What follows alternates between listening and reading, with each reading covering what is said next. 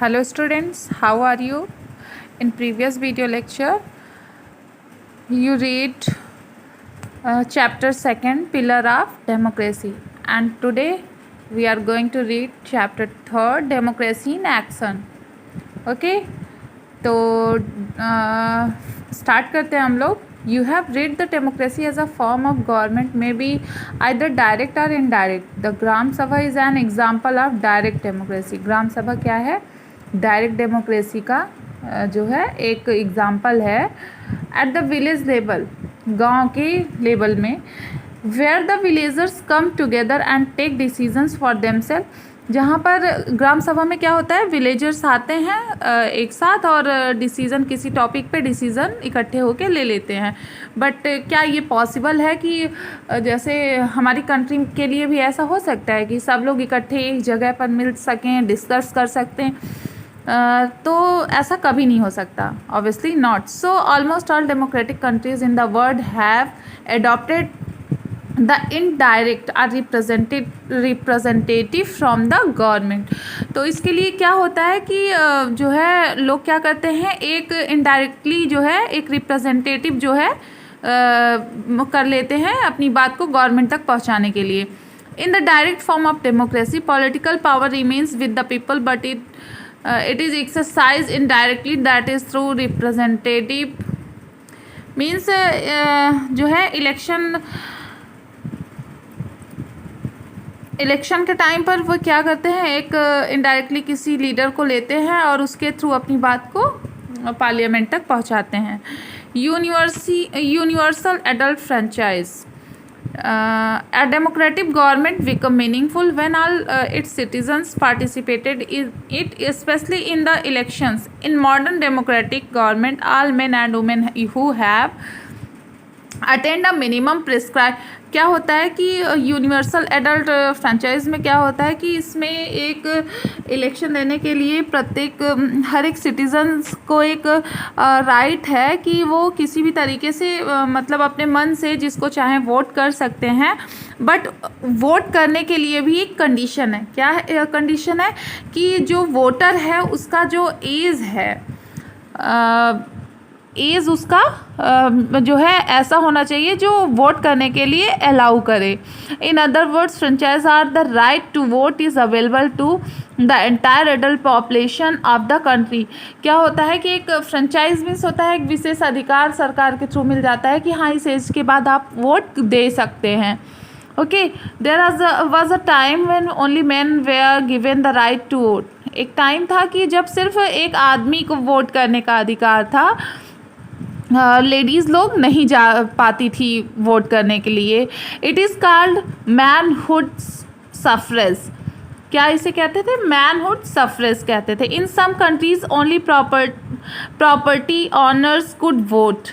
और some countries में क्या होता था कि जो है सिर्फ वही वोट कर सकते थे जिनके पास प्रॉपर्टी रहती थी. ठीक है. एंड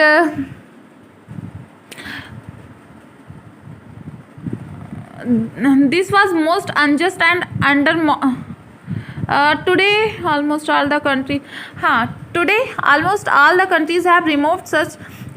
इस टाइम क्या हुआ है कि सभी कंट्री ने इस तरीके का जो है कुछ भी नहीं रखा है कि इतना हो कि हाँ क्वालिफिकेशन हो, ये वो हो कि उनके पास इतना ज़मीन हो. ऐसा कुछ नहीं है. अब प्रत्येक व्यक्ति को, हर एक सिटीज़न को इक्वल कर दिए हैं. हर एक व्यक्ति वोट कर सकता है. ओके, अभी हम देखते हैं कि एज क्या होनी चाहिए. In India all citizens who attain the age of 18 मतलब ये एज 18 साल की उम्र जिसकी होती है उसे वोट करने का अधिकार है. Only people convicted of certain criminal offense and person are unsound mind are not allowed to vote. जो कुछ ऐसे लोग होते हैं जो मीन्स क्रिमिनल होते हैं, ऐसे टाइप के लोगों को वोट करने का अधिकार नहीं है. Children below the age of 18 are of course citizens of India. जो चिल्ड्रेन, जो लोग 18 से कम की एज के होते हैं वे वोट नहीं दे सकते हैं. But they can vote only when they are, वे तभी वोट कर सकते हैं जब वे 18 साल के हो जाएं. ठीक है. And and important principles of adult franchise is the rule of 1 person 1 vote. ऐसा 1 person 1 वोट का रूल क्यों आया? क्योंकि this is based on equality of citizens. इसलिए ये किस बेस पे है कि प्रत्येक व्यक्ति समान है। डेमोक्रेसी ये मीन्स हर एक आदमी को, औरत को, गरीब को, अमीर को, हर एक व्यक्ति को वोट करने का अधिकार है। हाँ, ऐसा नहीं है कि कोई citizen is less than other in respect. कोई ऐसा नहीं है कि अगर उस व्यक्ति को मतलब रिस्पेक्ट नहीं मिला है तो मीन्स एक अलग वो नहीं है, रिस्पेक्टेड इंसान नहीं है तो वो वोट नहीं कर सकता, ऐसा कुछ नहीं है। नेक्स्ट हेडिंग है elections. Election should be held in a free atmosphere and in a fair manner. In democratic countries, elections are conducted by independent agencies so that people can participate freely and fearlessly. In India, the independent body means क्या होता है कि इसमें ये बताएं हैं कि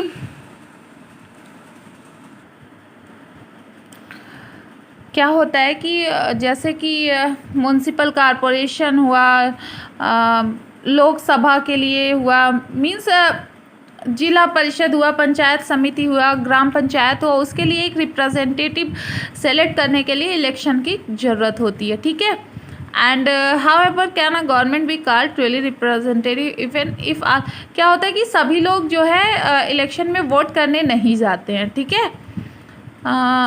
सम section of people do not enjoy the right. कुछ लोग ऐसे होते हैं कि जो वोट करने नहीं जाते हैं, इस प्रोसेस में रिप्रेजेंटेटिव को जो है चूज़ करने के प्रोसेस में वे नहीं जाते हैं। एंड नेक्स्ट हेडिंग है आपका secret ballot. People exercise secret ballot का मीन्स होता है गुप्त रूप से वोट करना। ये वोट इसलिए ज़रूरी होता है क्योंकि पहले क्या था कि कुछ लोग ऐसे रहते थे कि आप मीन्स जब वोट देने जाओ तो वो देखते रहते थे कि हाँ आप किसको वोट कर रहे हैं, तो इसके थ्रू काफ़ी ज़्यादा दंगे वगैरह हो जाते थे। तो अभी क्या है, गुप्त रूप से वोट किया जाता है, ठीक है। The secret ballot is an essential feature of democratic election. ये बहुत ही इसेंशियल फीचर है डेमोक्रेटिक इलेक्शन के लिए। The secret ballot was first introduce in Australia. ये जो सीक्रेट बैलॉट था मीन्स गुप्त मतदान कहाँ सबसे पहले शुरू हुआ, ऑस्ट्रेलिया में 1856 में। Two different methods were used then. In the first one a voter had to cross out all the candidates whom he did not want to elected. In the second, a voter had to mark the corresponding box of the preferred. Means इसमें जो है voter को क्या अधिकार था कि वह उसे जिसे चाहता था उसे इलेक्ट कर सकता था, और सेकेंडली क्या था कि वह उसी व्यक्ति को वोट कर सकता है, उसी पे मार्क कर सकता है जिस कैंडिडेट को वो पसंद करता है, मार्क करके उसे बॉक्स में डाल देता था। टुडे इलेक्ट्रॉनिक, अभी क्या हुआ है, इलेक्ट्रॉनिक वोटिंग मशीन आ गया है इलेक्शन के टाइम पे जो कि यूज़ होता है। They feature the names of the candidates with respective check boxes or buttons for the voters to make their choices. क्या होता है, उसमें बटन्स होते हैं, उनके सिंबल्स दिए गए होते हैं, नाम लिखा होता है। क्या होता है कि जाके वो बटन आप टच कर दीजिए जो जिसको आपको वोट करना है। ओके, ये होता है simple majority system. How many votes should a candidate get to win an election. कितने वोटों की ज़रूरत होती है एक कैंडिडेट को इलेक्शन में जीतने के लिए। There can be different criteria for this. इसमें जो है डिफरेंट क्राइटेरिया होता है। The absolute majority and simple majority are two such system. Absolute majority means securing more than half of the total votes polled. क्या होता है कि जो है एब्सोल्यूट मेजॉरिटी मीन्स होता है कि साधारण बहुमत means simple majority and absolute majority, ठीक है। एब्सोल्यूट मेजॉरिटी मीन्स होता है पूर्ण बहुमत एंड सिंपल मेजॉरिटी मीन्स होता है साधारण बहुमत। पूर्ण बहुमत मीन्स होता है आधे से ज़्यादा मीन्स जितने भी वोट पड़े हैं उसमें से आधे से ज़्यादा वोट जिसको मिलता है हासिल करने का मतलब होता है पूर्ण बहुमत, ठीक है। एंड कि मतलब वो सब सर्वेक्षण में शामिल हो सकता है। और साधारण बहुमत का अर्थ होता है कि जो है securing the highest number of votes, वह है सबसे ज़्यादा वोट को सुरक्षित करना। इस प्रकार साधारण बहुमत से तात्पर्य है कि जीतने वाला, साधारण बहुमत मीन्स होता है, सिंपल मेजॉरिटी मीन्स होता है that the winning candidate may or may not have secured more than half of the total votes polled. This is the most commonly used system of election. It is used in our Lok Sabha and Vidhan Sabha election. ऐसा कहाँ होता है? लोकसभा और विधानसभा के election में होता है। And next heading है कॉन्स्टिट्यूएंसी।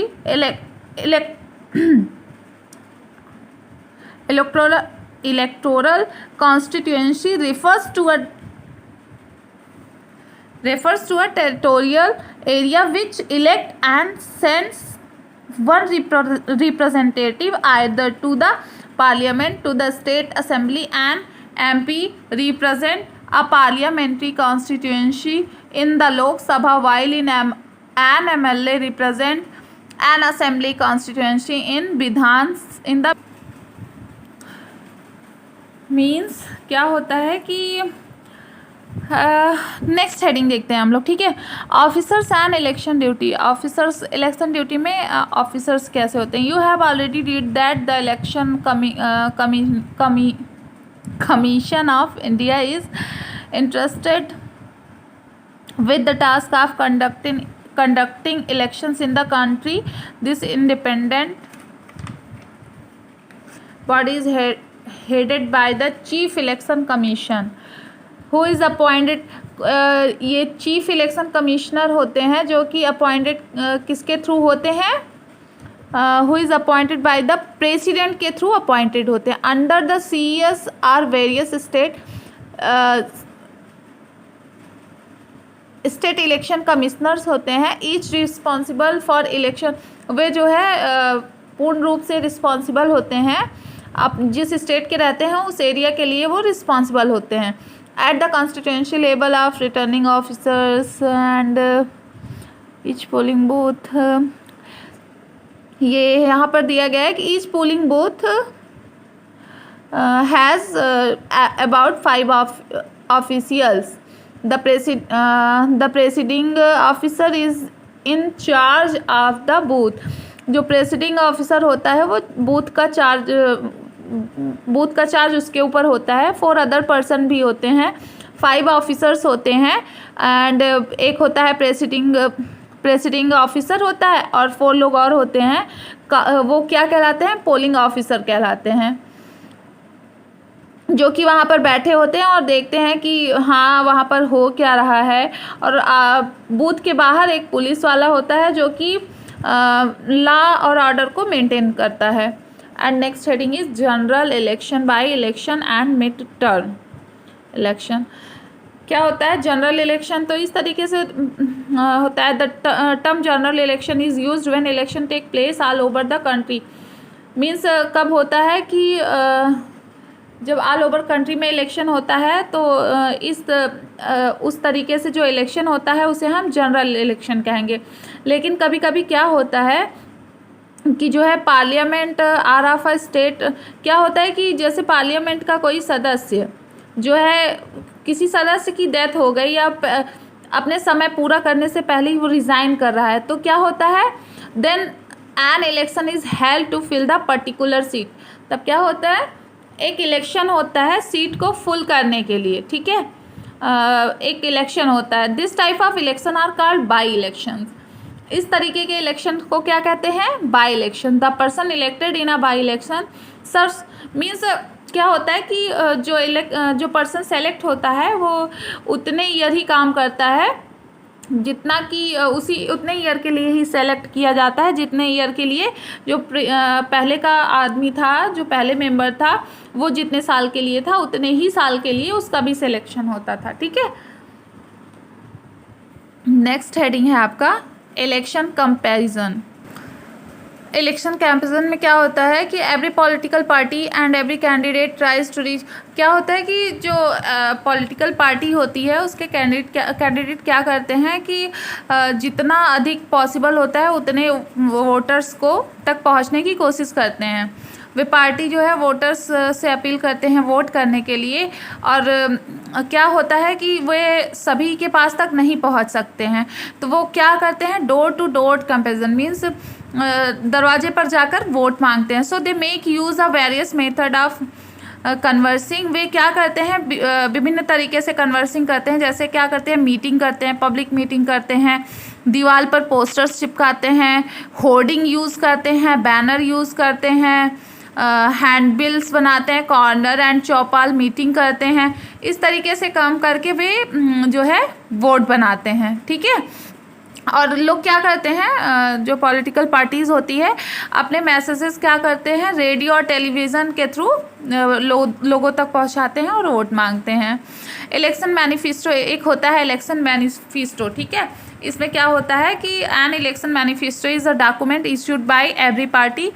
जनरल इलेक्शन होने के पहले ये सभी पार्टी के लिए इशू होता है।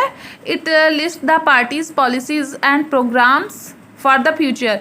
इस लिस्ट में क्या होता है कि पार्टी की जो पॉलिसीज़ हैं और प्रोग्राम है कि फ्यूचर में क्या होना है वो होता है। This way voters can decided whom they would like to vote for। इस तरह से क्या होता है कि वोटर्स डिसाइड कर सकते हैं कि वे किसको जो है वोट देंगे। Political parties, a political party is a voluntary association of individual citizens registered with the election commission. क्या होता है कि जो पॉलिटिकल पार्टी होती है वे रजिस्टर्ड होते हैं कहाँ से, इलेक्शन कमीशन से। It is called an association because it is an organised group of person who share similar views on national issue. It is means क्या होता है, एवरी सिटीज़न के पास, प्रत्येक सिटीज़न के पास ये फ्रीडम होता है कि वे कौन सी पार्टी ज्वाइन करेंगे, कौन सी नहीं करेंगे, ये उनकी पसंद के ऊपर होता है। और कैसे कोई व्यक्ति समझ सकता है कि हाँ मुझे कौन सी पार्टी ज्वाइन करनी है, कौन सी नहीं करनी है। तो प्रत्येक each person has her or his views about the social, economic and political. क्या होता है कि हर एक लीडर्स के लिए एक सबका अपना व्यूज़ होता है कि हाँ किसी के लिए जो है मेरिट होती है, किसी के लिए डिमेरिट्स होती हैं। तो इस तरीके से हम देख के पार्टी ज्वाइन कर सकते हैं। Okay, and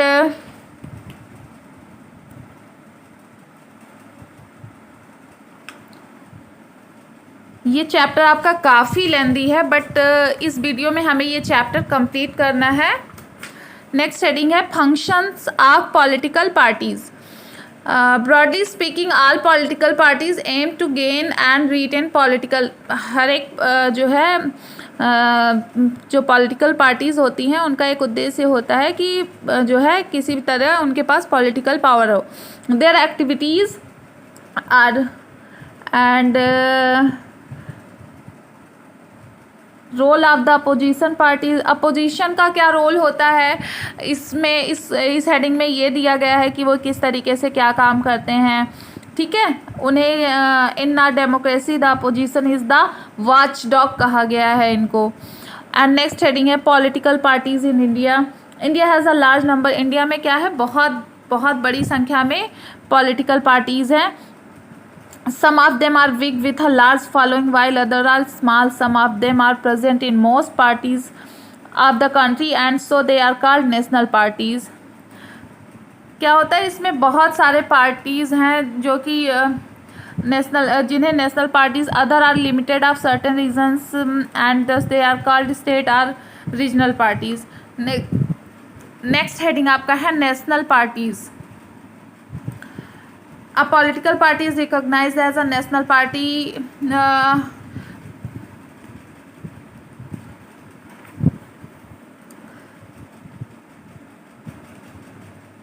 at the last general election of the vote। Next देखते हैं स्टेट पार्टीज़ में हम क्या है। India has a large number of regional. Shiromani Akali Dal in Punjab formed in 1920 is one of the oldest regional parties। Jammu and Kashmir National Conference is a party in Jammu and Kashmir। Jammu and Kashmir का जो conference का एक party है वो जम्मू और कश्मीर का। Dravida मुनेत्रा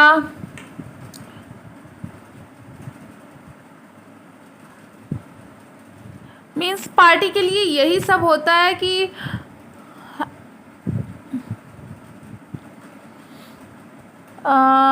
election में एक सिंबल होता है कि एक जैसे बीजेपी का सिंबल क्या है, कमल है, बीएसपी का सिंबल क्या है, सिंबल क्या है, एलिफेंट है, कांग्रेस का क्या है, हैंड है। सबको एक मतलब इलेक्शन में एक सिंबल दिया जाता है, ठीक है। और जिस सिंबल जिसके लिए नहीं रिजर्व होते हैं ऐसे लोगों को क्या कहेंगे, फ्री सिंबल्स। आपका ये चैप्टर कंप्लीट हुआ एंड किसी तरह कंप्लीट हुआ। काफ़ी फास्टली हम लोग पढ़े हैं, काफ़ी चीज़ें बीच में छोड़ दिए हैं, काफ़ी ज़्यादा तेज़ पढ़ना पड़ा, बट नहीं कर सकते, इतना डीपली पढ़ नहीं सकते। अभी हम रिवीजन क्लास में आपको अच्छे से पढ़ा दिया जाएगा। अभी तो सिर्फ एक इंट्रो के तौर पर आपको पढ़ा दे रहे हैं, बिकॉज़ इतनी जल्दी पूरा सिलेबस कवर करना मे बी इम्पॉसिबल है, बट मैं कोशिश कर रही हूँ। आपको क्वेश्चन आंसर सेंड कर दूँगी मैं, ठीक है। आप लोग क्वेश्चन आंसर करिएगा एंड हाँ, रिवाइज करते रहिए हाफ ईयरली एग्ज़ाम के लिए। ओके स्टूडेंट्स, नेक्स्ट चैप्टर आपका है स्टेट गवर्नमेंट, ये हम लोग नेक्स्ट वीडियो में देखेंगे। Thank you, have a nice day.